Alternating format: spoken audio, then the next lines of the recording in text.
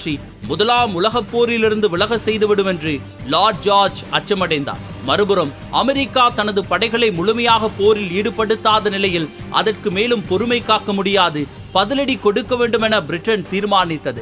George Lloyd அவரது வெளியுறவுத்துறை செயலாளர் ஆர்தர் பெல்ஃபோரை அழைத்து யூதர்களின் மனதை வெற்றி கொள்ளும் வகையில் பகிரங்க அறிவிப்பை வெளியிடுமாறு ஆலோசனை கூறினார். முடிக்குரிய பிரிட்டிஷ் மன்னரின் ஆட்சியில் பாலஸ்தீனத்தில் யூதர்களுக்கான தேசம் மேற்குலக நாடுகளின் பூரண ஆதரவுடன் புதிய நாடாக ஏற்படுத்தி கொடுக்கப்படும்.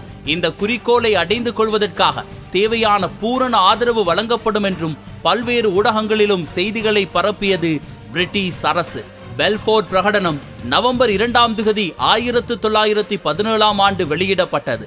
இந்த தீர்மானத்தின் பிரகாரம் பிரிட்டிஷ் படைகள் பாலஸ்தீனத்தின் பகுதிகளை கைப்பற்றியது. பெல்ஃபோர்ட் பிரகடனம் இருதரப்பு அரசியல் நலன்களை கருத்தில் கொண்டு தார்மீக ரீதியாக கட்டமைக்கப்பட்ட கொள்கை என்று கூற முடியாது. இது முழுக்க முழுக்க பிரிட்டிஷ் ஏகாதிபத்தியத்தின் எதேச்சதிகாரத்தின் மற்றொரு வெளிப்பாடு என்று மட்டுமே கூற முடியும். இதனை லார்ட் ஜார்ஜ் முன்னின்று வடிவமைத்தார். அவரது கருத்துப்படி இந்த தீர்மானம் பிரிட்டனுக்கு சார்பாக அமையும் என நினைத்தார். அதே போல உலகில் பல நூற்றாண்டுகளாக பல நாடுகளிலும் யூதர்கள் வாழ்ந்து வந்தாலும் ஐரோப்பிய நாடுகளில் பிரிட்டன் மட்டுமே முதல் முறையாக பாலஸ்தீனத்தில் யூதர்களின் தாய் நிலம் அமையப்பெற வேண்டும் என்ற ஜியோனிச கொள்கைக்கு ஆதரவு வழங்கியது. இதற்கு நடுவே மறுபுறம் பிரிட்டிஷ் அரசு ஷெரீப் ஹுசைனுக்கு அளித்த வாக்குறுதியின்படி தனியான அரபு தேசம் அதன் வரைபடத்தில் பாலஸ்தீனத்தின் பகுதிகளையும் உள்ளடக்கியிருந்தது. அரேபியர்கள் பெரும்பான்மையாக வசிக்கும் இடத்தில் யூதர்களின் தாய் நிலம் அமையும் போது அரேபியர்கள் சீற்றம் கொள்வார்கள் என்பதை உணர்ந்து கொண்ட பிரிட்டிஷார் பெல்ஃபோர்ட் பிரகடனத்தில் பாலஸ்தீனத்தில் தற்போதுள்ள யூதர்கள் அல்லாத சமூகங்களின் சிவில் மற்றும் மத உரிமைகள் பாதிக்கப்படக்கூடிய எந்த ஒரு மாற்றத்தையும் செய்யக்கூடாது என்ற சரத்தை பெயரளவில் உள்ளடக்கியிருந்தனர். முன்னேற்றகரமான இந்த சரத்தின் உள்ளடக்கம் பிரிட்டிஷார் யூதர்களுக்கு பெரிதாக ஆதரவு வழங்கவில்லை என்ற மாய பிம்பத்தை புதுவெளியில் உண்டாக்கியது. அந்த பகுதியில் வசித்து வந்த 7 லட்சம் பேரில் வெறும் 80,000 பேர் மட்டுமே யூதர்களாக காணப்பட்டனர். பாலஸ்தீனத்தில் வாழ்ந்து வந்த அரேபிய பூர்வ குடிமக்கள் யூதர்கள் அல்லாதவர்கள் என்ற சொற்பதத்தை கொண்டு ஆங்கிலேயர்களால் அடையாளப்படுத்தப்பட்டனர். ஒரு கட்டத்தில் பாலஸ்தீனம் ஒரு யூத நிலமாக அடையாளப்படுத்தப்பட்டது. யூதர்கள் அல்லாத அனைவரும் அடையாளமற்றவர்களாக, நாடற்றவர்களாக வகைப்படுத்தப்பட்டனர்.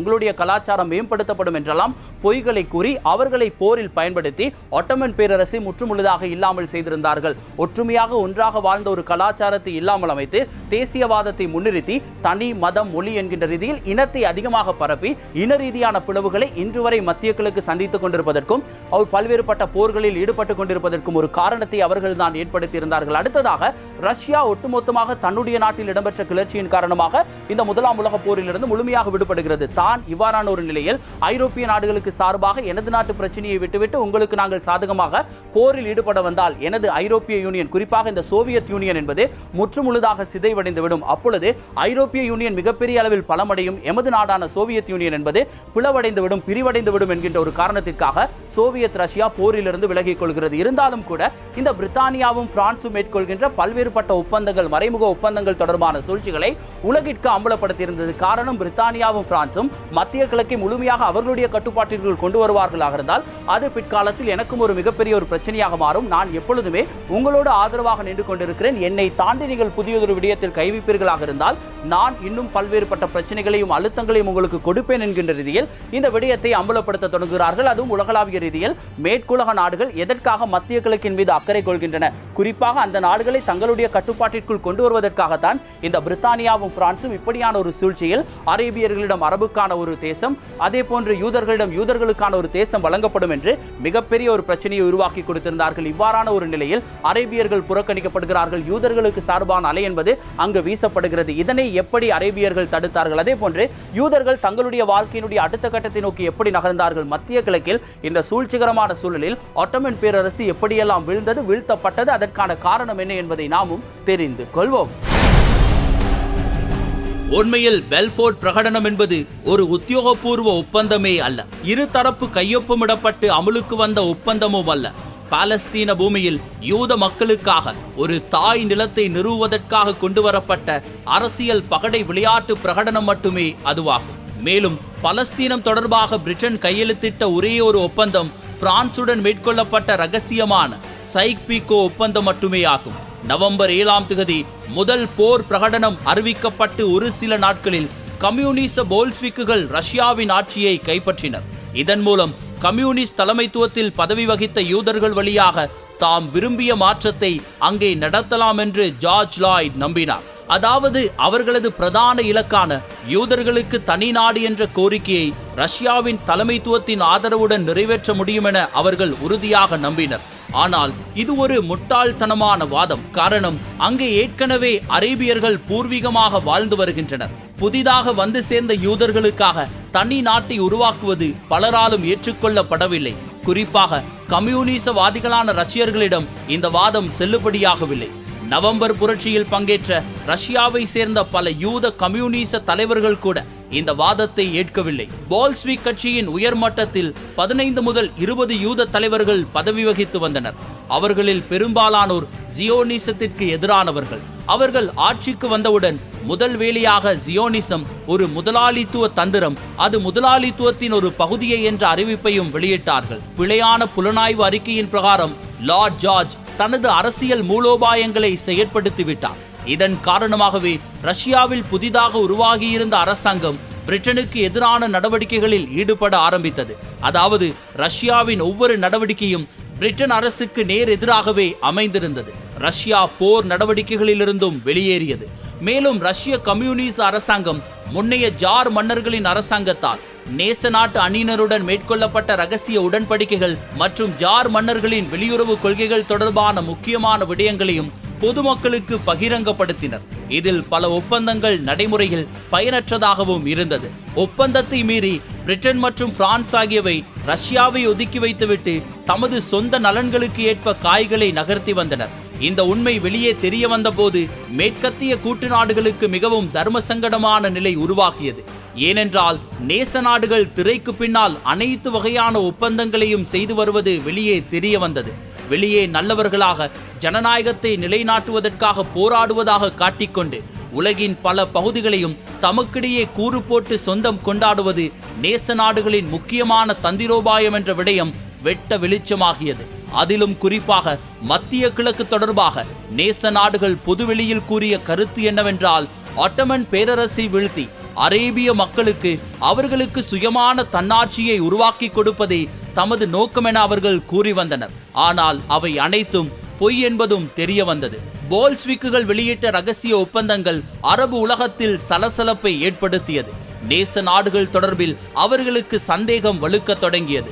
ஷெரீப் ஹுசைன் மற்றும் ஏனைய தலைவர்கள் சுற்றிலும் என்ன நடக்கிறது, ஏன் தமக்கு இன்னும் சுதந்திரம் கிடைக்கவில்லை, ஏன் தமது நிலப்பகுதியை ஏ பகுதி பி பகுதி என பிரிக்கிறார்கள் என பல கேள்விகளை கேட்க தொடங்கின. ஒட்டமன் அரசுக்கு எதிராக போரின் போது மட்டுமே பிரிட்டிஷ் படைகள் அரேபியர்களை நம்பியிருந்தனர். ஆனால் காட்சிகள் மாறிவிட்டன. தற்பொழுது ஜெருசலம் நகர் பிரிட்டனின் கட்டுப்பாட்டின் கீழ் இருக்கின்றது. 1918ஆம் ஆண்டு வைஸ்மேன் மற்றும் சர்வதேச ஜியோனிஸ்ட் கமிஷனின் உறுப்பினர்கள் பலஸ்தீனத்திற்கு விஜயம் மேற்கொண்டனர். அங்கே அவர்கள் புதிய ஹீப்ரு மொழி பல்கலைக்கழகத்திற்கான அடிக்கல்லையும் நாட்டினர். இது பல்கலைக்கழகம் என்பதையும் தாண்டி சியோனிச கொள்கையின் அறிவுசார் மையமாக மாற்றமடையும் என்ற நம்பிக்கை அவர்கள் அனைவரிடமுமே காணப்பட்டது. இதனிடையே ஹைஸ்மேனின் வருகை பலஸ்தீனத்தில் வசித்து வந்த அரேபிய மக்களிடையே பரவலான எச்சரிக்கை உணர்வை ஏற்படுத்தியது. மேலும் அவரும் ஜெருசலமின் தலைமை ரப்பியும் ஜெனரல் அலன்ஃபியை சந்தித்தனர். இந்த சம்பவம் அவர்கள் போல்ஃபார் பிரகடனத்தை அமுல்படுத்துவதற்கு தயாராகி வருவதை தெல்ல தெளிவாக வெளிக்காட்டியது. 6 மாதங்களுக்கு பின்னர் அலன்ஃபியின் படைகள் டமஸ்கஸ் நகருக்குள் நுழைந்தது. அவருக்கு பெரிய பக்கபலமாக ஃபைசலின் படைகளும் போரிட்டன. வடக்கு இராணுவம் ஆட்டோமன் படைகளை தோற்கடித்து அவர்களை பலஸ்தீனத்தின் வழியாக சிரியா வரை பின்வாங்க செய்தது. அரேபிய கிளர்ச்சி நேச நாடுகளின் வெற்றிக்கும் வழிவகுத்தது. பலஸ்தீனத்தின் பகுதிகள் வழியாக ஜெர்மன் மற்றும் துருக்கி படையை அரேபிய வீரர்கள் எதிர்த்து போராடினார்கள். இவ்வளவு தூரம் சண்டையிடும் அரேபியர்கள் தம்மை தாமே சுதந்திர நாடாக அறிவித்துக் கொள்ள முடியாத நிலையும் காணப்பட்டது. காரணம், பிரிட்டன் படைகள் மனது வைத்தால் மட்டுமே சர்வதேச ரீதியில் அங்கீகரிக்கப்பட்ட நாடாக அரேபியா விளங்க முடியும். அக்டோபர் 3ஆம் தேதி டமஸ்கஸ் நகர மக்கள் ஃபைசலின் படைகள் வெற்றி பெற்றதை கொண்டாடுவதற்காக பெரும் பேரணியாக ஒன்று திரண்டனர். ஃபைசல் தனக்கு கிடைத்த அதிகாரத்தை உறுதி செய்து கொள்ள வேண்டுமானால் அரபு மக்கள் தன்னை அவர்களை காக்க வந்த காவல் வீரராக கருத வேண்டும் என அவர் அறிந்திருந்தார். அதே நாளில் டமஸ்கஸில் அமைந்துள்ள விக்டோரியா ஹோட்டலில் ஜெனரல் அலன்ஃபியை ஃபைசல் நேரில் சந்தித்தார். ஆனால் அதிர்ச்சியூட்டும் விதத்தில் அலன்ஃபி சிரியாவில் ஃபைசலின் ஆட்சி மட்டுப்படுத்தப்பட்ட அதிகாரங்களை மட்டுமே கொண்டிருக்கும் என்று எச்சரிக்கும் தொனியில் குறிப்பிட்டார். இதற்கு காரணம் அந்த நேரத்தில் பிரான்சுடன் இங்கிலாந்து மேற்கொண்டிருந்த ஒப்பந்தத்தின்படி சிரியாவை பிரான்சின் வசம் ஒப்படைக்க வேண்டும். இதை பற்றி அலன்ஃபி அறிந்திருந்ததால் சிரியாவின் ஆட்சியாளராக ஃபைசலை நியமிப்பதற்கு அவர் மறுத்துவிட்டார். ஃபைசலுக்கு அவர்கள் வழங்கக்கூடிய அதிகபட்ச சலுகை மாத சம்பளம் மற்றும் அவரது இராணுவத்திற்கான நிர்வாக செலவுகளை வழங்குவது மட்டுமே என குறிப்பிட்டனர். எனினும் அலன்ஃபியின் எச்சரிக்கைக்கு பயப்படாமல் ஃபைசல் டமஸ்கஸ் நகரத்தின் ஆளுநர் பட்டத்தை தனது தந்தை ஷெரீப் ஹுசைனின் ஆதரவுடன் ஏற்றுக்கொண்டார். அவர் சுதந்திர அரபு நாடு என்ற அவர்களது இலக்குக்கான அதிகார தளத்தை உருவாக்கத் தொடங்கினார்.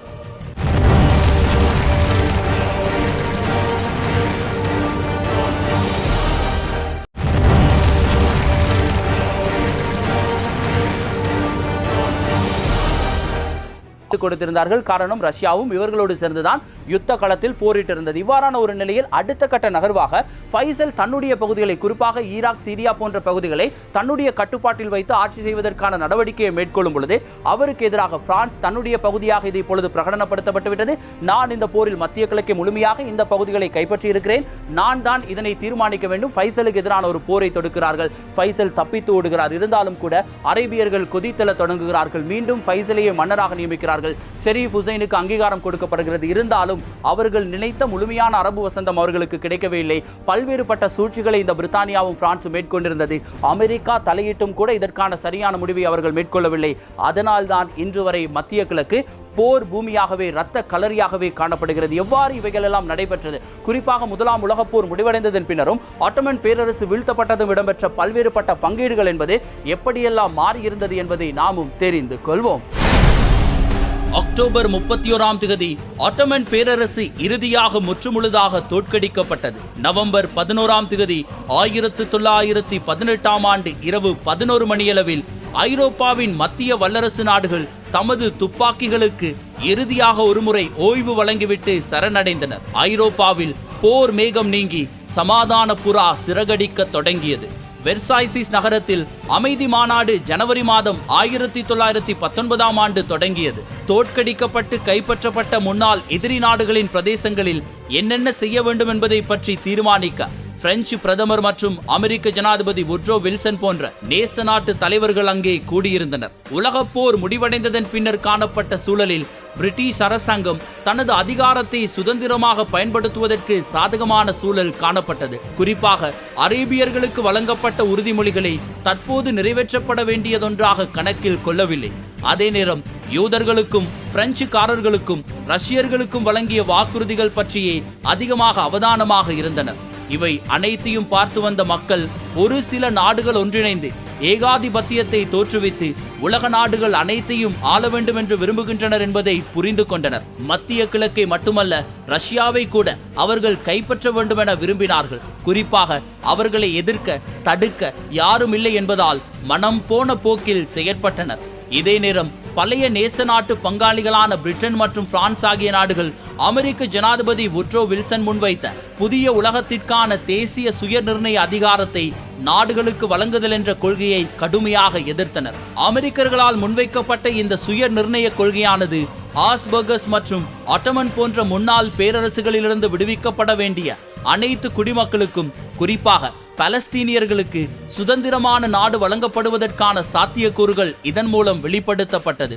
இதே காலகட்டத்தில் ஃபைசல் சிரியாவின் டமஸ்கஸிலிருந்து ஆட்சி செய்து வந்தார். அவர் ஏனைய அரபு குடி இனங்களுக்கு தலைமை தாங்கினார். ஆனால் மத்திய கிழக்கில் உள்ள பிரதான நிலப்பகுதியான பலஸ்தீனத்தின் எதிர்காலம் சைக்ஸ் மற்றும் பீகோ ஆகியோரினால் மேற்கொள்ளப்பட்ட ஒப்பந்தத்தின் பிரகாரம் அமைக்கப்பட போகிறது. இதற்கு ஒரே ஒரு முட்டுக்கட்டையாக வுட்ரோ வில்சனின் சுய நிர்ணய உரிமை கொள்கை மட்டுமே காணப்பட்டது. இந்த கொள்கை பின்பற்றப்படாத பட்சத்தில் பிரான்ஸ் மற்றும் பிரிட்டன் ஆகிய நாடுகள் மத்திய கிழக்கில் தமது விருப்பத்தின்படி நிகழ்ச்சி திட்டங்களை நிறைவேற்றுவதற்காக காத்திருந்தனர். பிரிட்டன் முன்னாள் வெளியுறவுத்துறை செயலாளர் ஆர்தர் பாத் ஃபெர்சாய் பேச்சுவார்த்தையின் போது அமெரிக்கா, பிரான்ஸ் மற்றும் இத்தாலி ஆகிய நாடுகளுக்கு எழுதிய ரகசிய செய்திக்குறிப்பில் உலகின் மிக பெரும் 4 வல்லரசு நாடுகள் ஜியோனிச மற்றும் ஜியோனிச சக்திகளுக்கு ஆதரவாக நிற்கின்றன. யூதர்கள் சரியோ தவறோ, நல்லதோ கெட்டதோ, அவர்களை பற்றி மட்டுமே இந்த நாடுகள் சிந்திக்கின்றன. யூதர்கள் மீதான இந்த பாசம் பலஸ்தீனத்தில் பாரம்பரியமாக பன்னெடுங்காலமாக வசித்து வரும் 7 லட்சம் அரேபியர்களின் எதிர்கால நிலைமை பற்றி சிந்திப்பதற்கு மறந்துவிட்டது என்று எழுதியுள்ளார். நேச நாடுகள் ஜியோனிசத்தின் மீது கொண்டிருக்கும் அன்பு என இது தோன்றினாலும் போருக்கு பிந்திய நினைவுகளில் பெல்ஃபோர்ட் பிரகடனம் மிகவும் குரூரமான பல நிகழ்ச்சி நிரல்களை கொண்டிருக்கிறது. இத்தனை குழப்பங்களுக்கு மத்தியில் அரேபியர்கள் பொறுமை காத்து வந்தனர். அவர்கள் இன்னும் தன்னிச்சையான சுயாட்சி கொள்கை பிரகடனத்தை வெளியிடவில்லை. இந்நிலையில் அமைதி மாநாடு ஜூன் 28, 1919 ஆண்டு லீக் ஆஃப் நேஷன் அமைப்பு உருவாக்கத்துடன் முடிவடைந்தது. உலகளாவிய ரீதியில் சமாதானம் மற்றும் பாதுகாப்பு என்பவற்றை உறுதிப்படுத்தும் அமைப்பாக இது தோற்றுவிக்கப்பட்டது. தோற்கடிக்கப்பட்ட ஒட்டமன் பேரரசின் அரேபிய மற்றும் இதர பிரதேசங்களை பிரிட்டன் மற்றும் பிரான்ஸ் ஆகிய நாடுகள் நிர்வகித்துக் கொள்ளலாம் என்ற அதிகாரம் அவர்களுக்கு வழங்கப்பட்டது.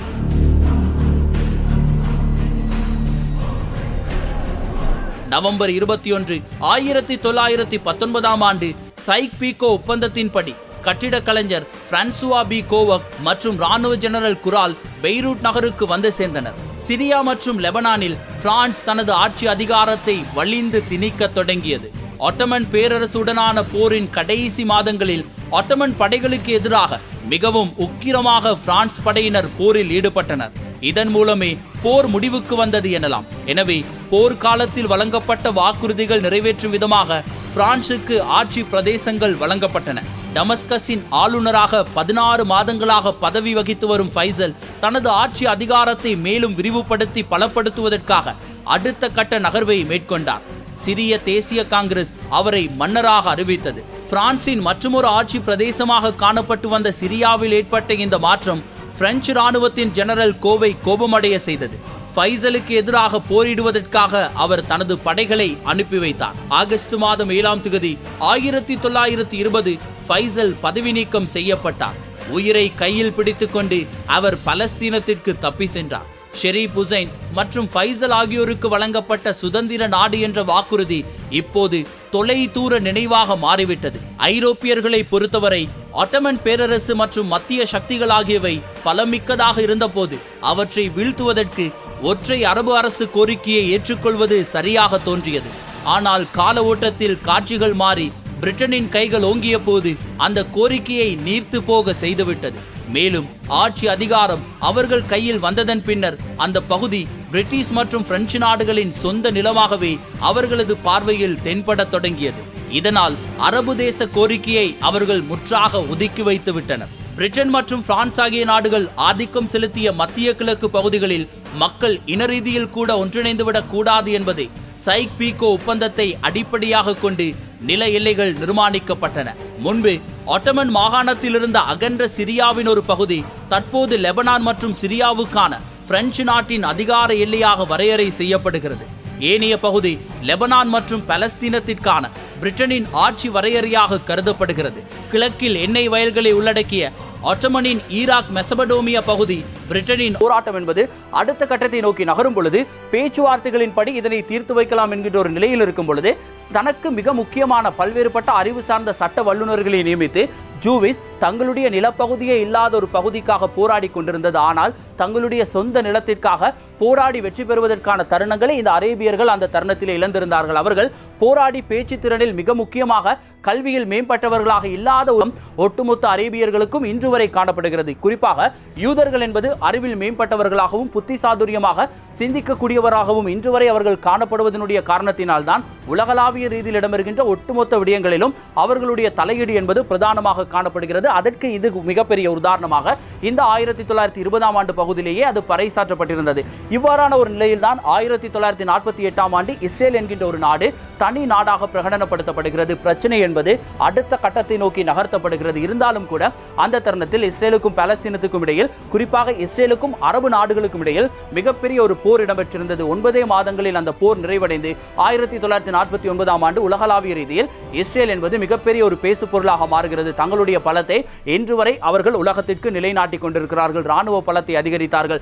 மொசாட் என்கின்ற ஒரு உளவு பிரிவை அவர்கள் அமைத்து அதனூடாக பல்வேறுபட்ட மாற்றங்களை உருவாக்கி கொண்டார்கள். அதே நேரத்தில் பாலஸ்தீனை முழுமையாக கைப்பற்ற வேண்டும் என்கின்ற ஒரு நோக்கத்தோடு இன்று வரை அவர்கள் போராடி கொண்டிருந்தார்கள். யூதர்களுக்கான ஒரு தேசமாக இஸ்ரேல் மலர்ந்திருந்தது. அதே போன்று 1988ஆம் ஆண்டு பாலஸ்தீன் தனி நாடாக அங்கீகரிக்கப்பட்டது. இருந்தாலும் கூட 2022ஆம் ஆண்டு வரை இந்த இஸ்ரேலுக்கும் பாலஸ்தீனுக்குமான சண்டை என்பது சாதாரண மக்களை, அப்பாவி மக்களை பலிகடாவாக்கி கொண்டிருக்கிறது. ஒரு தேசத்தை கைப்பற்றுவதற்காக, ஜெருசலத்தை கைப்பற்றுவதற்காக இஸ்ரேலும் பாலஸ்தீனும் தனிநாட்டு கோரிக்கையை முதன்மைப்படுத்தி உலக நாடுகளினுடைய உதவிகளை பெற்று எப்படியாவது தனக்கான ஒரு தேசத்தை அமைக்க வேண்டும். இது உண்மையில் ஜெருசலம் என்பது அரேபியர்களுக்கான ஒரு தேசம், கிறிஸ்தவர்களுக்கான ஒரு தேசம், யூதர்களுக்கான ஒரு தேசம் என்கின்ற ரீதியில் அந்த புனித பூமியில் இன்று வரை சண்டை நடைபெற்றுக் கொண்டே இருக்கின்றன. ஒரு காலத்தில் மக்கள் அனைவரும் ஒற்றுமையாக இருக்கும் பொழுது அது புனித பூமியாக மட்டும் அனைவரும் சென்று வழிபடக்கூடிய ஒரு தலமாக பார்க்கப்பட்டது. இன்று வரை ஜெருசலம் யாருக்கு சொந்தம் என்கின்ற சண்டையில் இன ரீதியாக மக்கள் பிளவுபட்டு அந்த சண்டையை அடுத்த கட்டத்திற்கு கொண்டு சென்றிருக்கிறார்கள். மனிதனை பிரித்தாலும் கொள்கையை எப்பொழுது கையில் எடுத்தானோ உண்மையில் அந்த கொள்கையை கடைபிடித்து கொண்டு வந்தது என்பது பிரிட்டிஷார் தான். பிரிட்டிஷாரினால் தான் இவ்வளவு பிரச்சனையும் உருவாகி இருந்தாலும் கூட மனிதன் இன்று வரை போர்களில் தங்களே கொன்று குவித்துக் கொண்டிருக்கின்ற ஒரு சோக சம்பவம் இடம்பெற்றுக் கொண்டிருக்கிறது. அதனால் தான் இஸ்ரேலும் பாலஸ்தீனும் தொடர்ச்சியாக சண்டையிட்டுக் கொண்டிருக்கின்றன. நிகழ்காலம் வரை அது தொடர்ந்து கொண்டிருக்கின்றன. தெரிந்து கொள்வோம். அந்த தருணத்தில் குறிப்பாக 1920களுக்கு அப்பாற்பட்ட காலத்தில் இஸ்ரேல் என்கின்ற ஒரு நாடு எப்படியெல்லாம் தோற்றம் பெற்றது, பாலஸ்தீனுக்கு என்னென்ன விடயங்கள் கிடைத்தது, அரேபியர்கள் எதிர்பார்த்த அரபு வசந்தம் வீசப்பட்டதா, பிரித்தானியாவும் பிரான்சும் எப்படியெல்லாம் அரபு தேசத்தை ஏமாற்றி இருந்தது என்பதை நாமும் தெரிந்து கொள்வோம். ஜெருசலமில் 1920ஆம் ஆண்டு வசந்த காலத்தில் ஆங்கிலேயர்கள் தமது ஆட்சி நிர்வாகத்தை ஆரம்பித்தனர். பாலஸ்தீனத்தின் அதிகாரத்தை பகிர்வதற்கான திட்டங்கள் எதுவும் அவர்களிடம் காணப்படவில்லை. பாலஸ்தீனம் என்பது 3 மதங்களுக்கும், அதாவது கிறிஸ்தவர்கள், யூதர்கள் மற்றும் இஸ்லாமியர்களுக்கு பொதுவான ஒரு புனித பூமியாகும். சிறுபான்மையினராக வாழ்ந்து வரும் யூதர்கள் கிறிஸ்தவர்கள் மற்றும் இஸ்லாமியர்களுடன் சுமூகமாக இணைந்து பல 100 ஆண்டுகளாக வாழ்ந்து வருகின்றனர். ஆனால் பால்ஃபோர் பிரகடனம் யூதர்களுக்கு பாலஸ்தீனத்தில் தனியாக ஒரு நாட்டை உருவாக்க வேண்டும் என்ற உறுதிமொழியை வழங்குவதால் பிரிட்டிஷ் அரசாங்கம் அவசரமாக புதிய யூத குடியேற்ற திட்டத்திற்கு அனுமதி அளித்தது. ஜியோனிச கொள்கைகளுக்கு ஆதரவான கொண்டாட்டங்கள் மற்றும் அணிவகுப்புகள் கோலாகலமாக இடம்பெற தொடங்கின. பிரித்தானியர்கள் யூதர்களுக்கு அளித்த உறுதிமொழியை மதித்து பாலஸ்தீனிய மக்களின் மத மற்றும் தனிநாடு நம்பிக்கையை புறக்கணிக்க போவதாக தோன்றுகிறது. இந்த பிரச்சனை தொடர்பான விவாதத்தின் போது அரேபியர்களுக்கு தமது பக்க நியாயத்தை சொல்வதற்கு வலுவான காரணம் இருந்தது. ஆனால் அவர்களிடம் மிகவும் மோசமான வழக்கறிஞர்கள் தான் வாதாடுவதற்கு இருந்தனர். அதே நேரம் ஜியோனிஸ்டுகளிடம் நியாயமான காரணம் எதுவும் இருக்கவில்லை. ஆனால் அவர்களது வழக்கறிஞர்கள் மிகவும் திறமையானவர்களாக காணப்பட்டனர். 20ஆம் நூற்றாண்டில் மக்களிடம் புதிதாக கொண்டு சேர்க்கப்பட்ட வெற்றிகரமான ஒரு கொள்கை முடிவாக ஜியோனிசம் காணப்படுகிறது. வைஸ்மன் மற்றும் பல்வேறு ஜியோனிச ஆதரவு குழுக்கள் புதிதாக பாலஸ்தீனத்தில் குடியேறிய யூதர்களுக்கு தேவையான நிதி உதவிகளை பெருமளவில் வழங்கினர். இந்த நிதி உதவிகள் மூலம் அவர்கள் நிலம் வாங்குதல் மற்றும் வீடுகளை கட்டுதல், அடிப்படை உட்கட்டமைப்பு வசதிகளை மேம்படுத்துதல் ஆகிய பணிகளில் ஈடுபட்டனர். அதே நேரத்தில் வளர்ந்து வரும் யூத தாய் நிலத்திற்கு ஆதரவாக அரசியல் மற்றும் பாதுகாப்பு கட்டமைப்புகளும் அந்த பகுதிகளில் உருவாக்கப்பட்டன. அரபு சமூகமும் பாரம்பரிய பாலஸ்தீன மக்களும் கொதிப்படைந்தனர். பாலஸ்தீனியர்கள் தங்கள் நாடு பிளவுபடுவதையோ அல்லது மத்திய கிழக்குடன் எந்த தொடர்பும் இல்லாத வேறொரு சமூகத்திற்கு தமது நிலங்கள் கொடுக்கப்படுவதையோ அவர்களால் ஏற்றுக்கொள்ள முடியவில்லை. ஐரோப்பாவிலிருந்து தமது நிலத்திற்கு வந்து சேர்ந்த மக்களுக்காக 6 லட்சம் முதல் 7 லட்சம் சுதேச மக்கள் தமது நிலங்களையும் வீடுகளையும் கிராமங்களையும் கைவிட்டு வெளியேற்றப்பட்டனர். நாடு சிறுபான்மையின யூதர்களிடம் ஒப்படைக்கப்பட்டது. இப்படியாக ஒட்டுமொத்த பாலஸ்தீனமும் இன மத ரீதியாக சிதறடிக்கப்பட்டது. 1925ஆம் ஆண்டு ஆத்தர் பெல்ஃபோர்ட் பலஸ்தீனத்தில் புதிதாக அமைக்கப்பட்ட யூத குடியேற்றங்களை சுற்றி பார்ப்பதற்காக அங்கே சென்றார். ஜியோனிச கொள்கை வெற்றிகரமாக நடைமுறைப்படுத்தப்படுவதற்கு முக்கிய காரணகர்த்தாவாக அவர் கருதப்பட்டார். ஆனால் ஐரோப்பிய யூதர்களின் குடியேற்றம் பலஸ்தீனத்தில் பிரிட்டிஷ் ஆட்சிக்கு எதிர்பாராத விளைவுகளையும் ஏற்படுத்திவிட்டது. பெல்ஃபோர்ட் பிரகடனம் பிரிட்டிஷ் ஏகாதிபத்திய வரலாற்றில் மேற்கொள்ளப்பட்ட மிக முக்கியமான தவறுகளில் ஒன்றாகும். அது உலகப் போருக்கு பிறகு பலஸ்தீனத்தில் யூத தேசியவாதத்தை ஆதரிப்பதற்கு பிரிட்டனை தூண்டியது. ஆனால் இதன் மூலம் பிரிட்டனுக்கு உடனடியாக எந்தவித பலனும் கிடைக்கவில்லை. பெல்ஃபோர்ட் பிரகடனம் இல்லாமல் யூத தேசிய இனம் அதன் தாய்நாட்டை உருவாக்கி இருக்க முடியாது. மேலும் 1948ஆம் ஆண்டு இஸ்ரேல் என்ற ஒரு உத்தியோகபூர்வ அரசு உருவாகி இருக்கவும் முடியாது.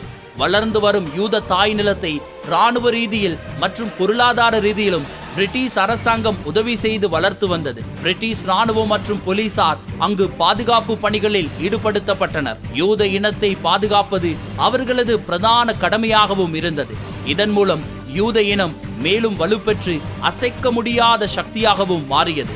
இஸ்ரேல் நாடும் மத்திய கிழக்கின் முக்கியமான சக்திகளில் ஒன்றாக வளர்ச்சி அடைந்தது.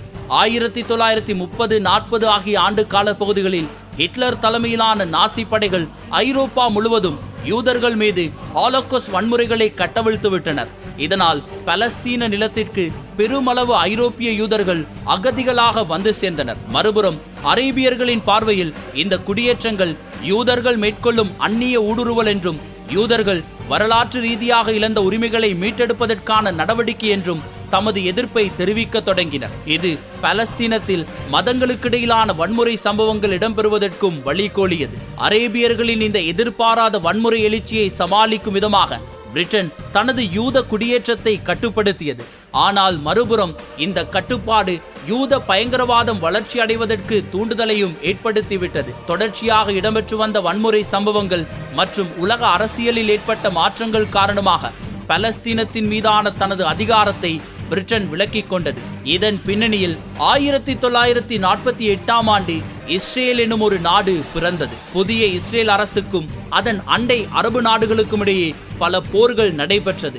இந்த போர்களின் போது ஆயிரக்கணக்கான பலஸ்தீனிய அரேபியர்கள் தமது சொந்த நாட்டை விட்டு வெளியேறிவிட்டனர். 2 வாரங்களாக எமது தடம் நிகழ்ச்சியில் கூறிய மத்திய கிழக்கு பற்றிய கதையின் சாராம்சம் முதலாம் உலகப் போரை வெல்வதற்காக பிரிட்டன் கையாண்ட யுக்திகளில் காணப்பட்ட கவனக்குறைவு இன்று வரை தொடரும் யூத மற்றும் அரேபியர்களுக்கு இடையிலான மோதலுக்கு காரணமாக அமைந்துவிட்டது.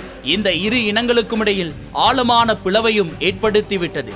முதலாம் உலகப் போரின் போது பிரிட்டிஷ் பின்பற்றிய கொள்கைகள் காரணமாக ஏற்பட்ட கடுமையான விளைவுகள் அரபு தேசிய மற்றும் யூத தேசியவாதம் ஆகிய இரண்டையும் ஊக்குவித்தது. முதலாம் உலகப் போருக்கு பிறகு பிரிட்டன் மேற்கொண்ட இரட்டை கையாளுதல் தந்திரம் மற்றும் தொடர்ச்சியாக மேற்கொள்ளப்பட்ட துரோகங்கள் பலஸ்தீனத்தில் பாரம்பரியமாக வாழ்ந்து வந்த மக்களின் வாழ்வை சின்னா பின்னமாக்கிவிட்டது. அது இன்றும் தொடர் கதையாக பல தசாப்தங்களாக நீரு பூத்த நெருப்பாக மத்திய கிழக்கில் எரிந்து கொண்டிருக்கிறது. மத்திய கிழக்கில் மட்டுமல்ல, உலகளவில் பிரித்தானியர்கள் எங்கு சென்றாலும் பிரித்தாளும் கொள்கையை சிறந்த முறையில் அமுல்படுத்தி வந்தனர். தெற்காசியாவில் இன்றும் தொடர்ந்து வரும் மத ரீதியான மற்றும் இன ரீதியிலான பிரச்சனைகள் பிரிட்டிஷார் ஆட்சி காலத்திலேயே உரமூட்டி வளர்க்கப்பட்டது. உதாரணமாக இந்தியாவை எடுத்துக்கொண்டால் மக்கள் மத ரீதியாக ஒன்று சேர்ந்துவிடக் கூடாது என்ற அடிப்படையில் இந்து முஸ்லிம் பிரச்சனைகள் தீர்க்கப்படாமல் தொடர்ந்து உயிர்ப்புடன் வைக்கப்பட்டிருந்தது. அதன் காரணமாகவே இன்றும் கூட இந்தியாவில் மத ரீதியிலான மோதல்கள் சற்று அதிகமாகவே காணப்படுகின்றன. அதே போல எமது நாடான இலங்கையிலும் இன ரீதியிலான பிரச்சனைகளுக்கு வித்திட்டது ஆங்கிலேயர்கள் மேற்கொண்ட பிரித்தாளும் சூழ்ச்சதிகள் வளர்ச்சி அடைந்த அதே அளவு கலாச்சார பண்பாட்டு ரீதியிலான பிளவுகளும் அதே அளவில் வளர்ந்திருந்தன. இப்படியாக பிரித்து வைத்து ஆட்சி செய்து உள்நாட்டு வளங்களை கொள்ளையடித்தே ஐக்கிய ராஜ்யம் முழுவதும் மாட மாளிகைகள் கட்டி அரச குடும்பங்கள் சொகுசாக வாழ்ந்தன. எனவே இன்று மத்திய கிழக்கு தொடர்ச்சியாக எதிர்கொண்டு வரும் போர் சூழல் மற்றும் மத ரீதியிலான மோதல்கள் அனைத்துமே பிரிட்டிஷ் ஆட்சியின் அணைக்கப்படாத காட்டு தீயாக இன்றும் கொழுந்துவிட்டு எரிகிறது. மத்திய கிழக்கில் எப்பொழுது இன ரீதியான மோதல்கள் உருவாக தொடங்கியதோ அப்பொழுது அவர்களுடைய ஒற்றுமை என்பது இல்லாமல் செய்யப்பட்டு விட்டது. அதுதான் பிரதானமான ஒரு காரணம். அதற்கு காரணகர்த்தாவாக ஆரம்ப புள்ளியாக பிரித்தானியா இருந்தாலும் கூட மக்கள் சிந்திக்க மறந்ததுதான் தங்களுடைய மிகப்பெரிய ஒரு பிரச்சனையாக மாறியிருந்தது. ஒற்றுமையாக அரேபியர்களாக ஒன்றாக வாழ்ந்து வந்த மக்களை ஏதோ ஒரு நாடு அல்லது ஏதோ ஒரு தனிநபர் வந்து தன்னுடைய சுய லாபத்திற்காக ஒரு சில விடயங்களை அவர்கள் உட்புகுத்தும் பொழுது மக்கள் ஏன் சிந்திக்க தவறுகிறார்கள் என்கின்ற ஒரு கேள்விதான் உலகளாவிய ரீதியில் இன்று வரை இடம்பெற்றுக் கொண்டிருக்கின்ற இந்த இன மத மோதல்கள் பிரச்சனைக்கு ஏதுவாக அமைந்திருக்கிறது. இதனை நாம் சிந்திக்க வேண்டும். ஒவ்வொரு மனிதனையும் மனிதனாக மட்டுமே நாங்கள் பார்க்க வேண்டும். அப்பொழுது மதம் என்பது இரண்டாம் பட்சம் ஒரு விடயமாகவே மாறியிருக்கும். அதனை நீங்கள் புரிந்து கொள்ள நாடுகளுக்குமான மத சார்பற்ற ஒரு நாடாகத்தான் இந்தியா இருக்க வேண்டும். இந்த பிரச்சனையையும் தோற்றுவிப்பது ஒரு சில குழுக்கள் மட்டும்தான் என்பதை நீங்கள் புரிந்து கொள்ள வேண்டும். இந்தியா என்பது அனைத்து விதமான மக்களும் ஒற்றுமையாக வாழக்கூடிய ஒரு நாட்டில் பாகிஸ்தானுக்கு சென்றுதான் முஸ்லிம்கள் வாழ வேண்டும் ஒரு நிலையை உருவாகுமாக இருந்தால் மீண்டும் ஒரு பிரச்சனையை, இன்னும் ஒரு போரை, அதுவும் மத ரீதியான ஒரு போரை தெற்காசிய நாடில் ஏற்படுத்துவதற்கு நாம் இடம் கொடுக்க விடக்கூடாது. ஜின்னா எதிர்பார்த்த பாகிஸ்தான் மலர்ந்தது, அது வேறு கதை. மகாத்மா காந்தி எதிர்பார்த்த ஒற்றுமையான இந்தியா மலர வேண்டுமாக இருந்தால் நாங்கள் அனைவரும் இன மத பேதங்களை கடந்து ஒற்றுமையாக வாழக்கூடிய ஒரு நிலையை ஏற்படுத்த வேண்டும். இது இந்தியாவில் நடக்கின்ற பிரச்சனை என்பது தள்ளிவிட முடியாது. நாளை இதே பிரச்சனை எமது நாட்டிலும் உருவாகலாம். அதற்கு நாங்கள் தயாராக இருக்க வேண்டும். இவ்வாறான ஒரு பிரச்சனைக்கு இடம் கொடுத்து விடக்கூடாது. இங்கு கிறிஸ்தவர்களாக இருக்கலாம், இஸ்லாமியர்களாக இருக்கலாம், பௌத்தர்களாக இருக்கலாம், இந்துக்களாக இருக்கலாம். ஒற்றுமையாக வாழுகின்ற ஒரு தேசம்தான் இலங்கை என்பதை நாங்கள் நிலைநாட்ட வேண்டும். அதை தான் உலக மக்களுக்கு நாங்கள் வெளிக்காட்ட வேண்டும். பிரச்சனைகள் ஆயிரம் இருக்கலாம், அந்த பிரச்சனையை மிக சரியாக இனம் கண்டு பொருளாதார ரீதியாக இந்த நாட்டை உயர்த்துவோம். அதற்கு நாங்கள் தயாராக இருக்கிறோம். அதற்கு ஏற்றால் போல் எமது இளைஞர்கள் செயற்படுவார்கள், சமூக வலைதளங்களை மிக சரியாக பயன்படுத்துவார்கள் என்பதை நீங்கள் தான் நிரூபித்து காட்ட வேண்டும் என்ற ஒரு விடயத்தை தான் இந்திய மத்திய கிழக்கினூடாக நீங்கள் புரிந்து கொள்ள வேண்டும் என்கின்ற ரீதியில் இந்த இஸ்ரேல் பாலஸ்தீன் பிரச்சனை, அதே போன்று இந்த பிரித்தானியா பிரித்தாளும் கொள்கையை எப்படியெல்லாம் கடைபிடித்தது என்கின்ற ஒரு விடயத்தை உங்களுக்கு நாங்கள் வழங்கியிருந்தோம். மீண்டும் அடுத்த வாரம் இன்னும் ஒரு நாயகனோடு உங்களை சந்திக்கும் வரை உங்களிடமிருந்து விடைபெறும் நான் லவேந்திரன் ஜனநாயகன். இது தடம், வரலாற்றின் மறுபக்கம்.